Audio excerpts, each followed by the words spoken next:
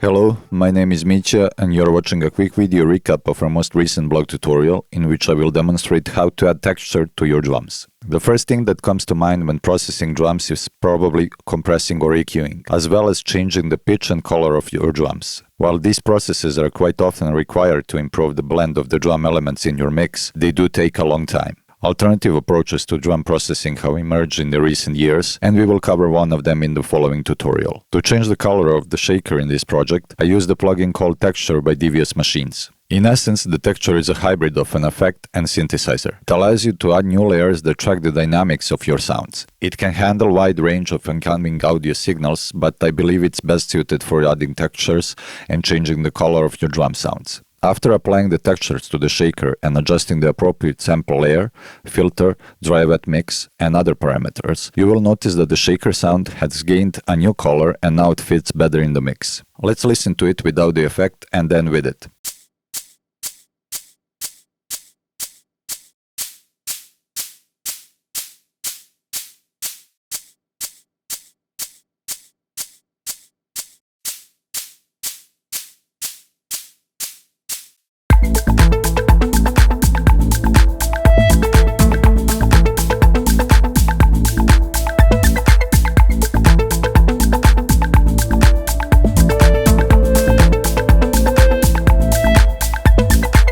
I hope you will find this technique interesting, and for a full blog article, please visit our website at soundbridge.io.